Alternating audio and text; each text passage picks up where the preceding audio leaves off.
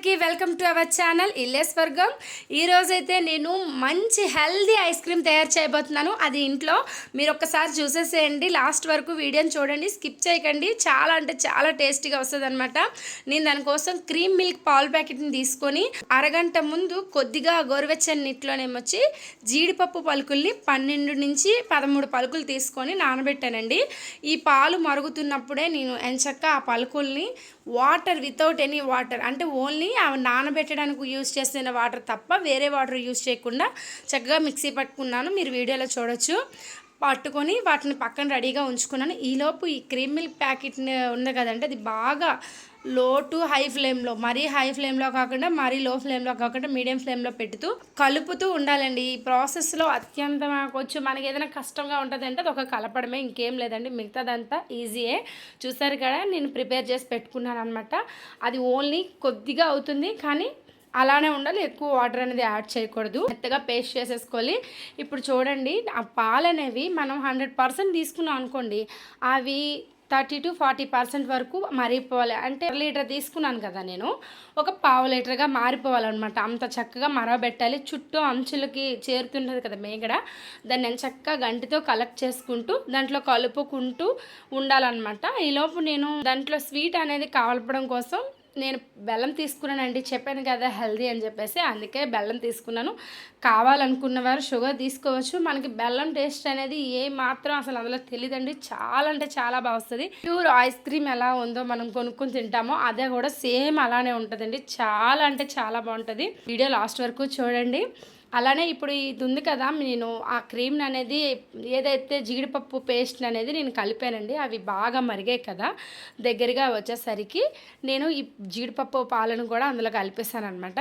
నేను చూసారు అప్పుడు కూడా ఎక్స్ట్రా వాటర్ ఏమి యాడ్ చేయలేదు, ఓన్లీ పాలతోనే దాన్ని కూడా నేను కొద్దిగా కడిగి అందులో వేసుకున్నాను. ఇక్కడ నుంచి కొద్దిగా లో ఫ్లేమ్లో పెట్టుకోవాలి. ఎందుకంటే జీడిపప్పు మిక్సీ కొట్టి వేసిన తర్వాత ఆ పాలు అనేవి కొద్దిగా మంచి చిక్కగా మేగడలా అనిపిస్తాయి. అలాంటప్పుడు ఏంటంటే అడుగు పట్టకుండా చూసుకోవాలి. మొత్తానికైతే ప్రిపేర్ చేసుకున్నానండి. చూసారా ఎంత చిక్కగా, మీకు తెలుస్తుంది కదా, అది అలా గడ్డలా అన్నట్టు ముద్దగా. ఇప్పుడు మనం రసమలై తినేటప్పుడు ఎలా ఉంటుందో ఆ టైప్లా కొద్దిగా మిక్స్గా ఉండాలి. ఇప్పుడు చూస్తున్న మోడల్గా మనకు అది రావాలన్నమాట. ఆ మొత్తానికి అది తయారైన దాన్ని నేను మిక్సీ చేసుకోవడం కోసం అనేసి మిక్సీ జార్లో తీసుకున్నాను. చూడండి, 1/2 లీటర్ పాలు తీసుకుంటే ఎన్ని అయ్యాయో. అలానే నేను దానికోసం టేస్ట్కి తగ్గట్టుగా 2 నుంచి 3 స్పూన్ల బెల్లాన్ని అయితే తురిమి పెట్టుకున్నానండి. అది వేసుకుంటున్నాను నా అంచనా తగ్గట్టు. లేదనుకున్న వారు మళ్ళీ చెప్తున్నాను కదా, షుగర్ కూడా యాడ్ చేసుకోవచ్చు. నేను చక్కగా మిక్సీ పెట్టాను. చూసారా, నురగగా ఎంత చక్కగా మీకు అయితే కనిపిస్తూ ఉంటుందో. మిక్సీ అతుక్కుపోయింది చక్కగా, కానీ చల్లార్చేసి మిక్సీ పట్టుకోవాలి. ఇప్పుడు దీన్ని ఒక మంచి బౌల్లోకి తీసేసుకొని లైట్గా చాప్ చేస్తున్నాను నేను జీడిపప్పు ముక్కల్ని, ఎందుకంటే కొంచెం టేస్ట్ తగలాలని చెప్పేసి. లేదనుకున్న వారు స్కిప్ చేసేవచ్చు, అలానే తినవచ్చు. ఈ ప్లేస్లో మనం కంటే బాదం పప్పు అన్ని డ్రై ఫ్రూట్స్ కూడా యాడ్ చేసుకోవచ్చు. నేను జస్ట్ జీడిపప్పుని అయితే నా దగ్గర ఉన్నదాన్ని యాడ్ చేసుకున్నాను, అంతేనండి. నెక్స్ట్ దీన్ని అలాగే డీప్ ఫ్రిడ్జ్లో పెట్టేసి నేను సమ్మర్ మోడ్లో పెట్టుకుంటున్నాను. ఇప్పుడు నార్మల్గా ఉంటుంది కాబట్టి పెట్టుకొని 10 to 8 అవర్స్ మినిమం పెట్టుకున్నాను అనుకోండి, చక్కగా ఐస్ క్రీమ్ అయితే రెడీ అయిపోతుంది. మిగిలింది కొద్దిగా నేను ఏం చేశానంటే అది వేస్ట్ చేయకుండా ఆ కంటైనర్లో వేసి పెట్టేశాను అనమాట. మొత్తానికైతే మార్నింగ్ లేసి మీతో పాటు నేను కూడా చాలా అంటే హుషారుగా ఉన్నా, అసలు ఎలా వచ్చింది అనేసి ఎగ్జైట్మెంట్తో ఉన్నాను అనమాట. ఎందుకంటే నాకు అసలు నేను ఎప్పుడూ చేయలేదండి, ఇదే ఫస్ట్ టైము. టేస్ట్ అయితే బాగుంది.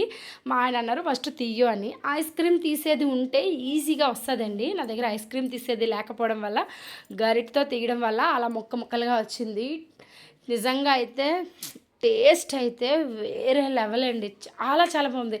కొన్న ఐస్ క్రీమ్ కన్నా నా ఐస్ క్రీమే నాకు చాలా బాగా నచ్చింది. ఎందుకంటే ప్యూర్ మిల్క్ కదండి, చక్కని మంచి టేస్ట్ వచ్చింది. ఎంత బాగుందంటే అంత బాగుంది. నేను ఇప్పుడు ఆల్రెడీ ట్రై చేశాను, మీకోసం మరొకసారి చూపిస్తున్నాను. చాలా అంటే చాలా బాగుంది. ఫేస్ ఎక్స్ప్రెషన్ చూడండి, మీకే తెలిసిపోతుంది. మధ్యలో జీడిపప్పు పలుకుల్ని చాప్ చేసి పెట్టడం వల్ల ఇంకా టేస్ట్ బాగుందన్నమాట. ఇలాంటి వీడియోలు ట్రై చేయండి ఇంట్లో.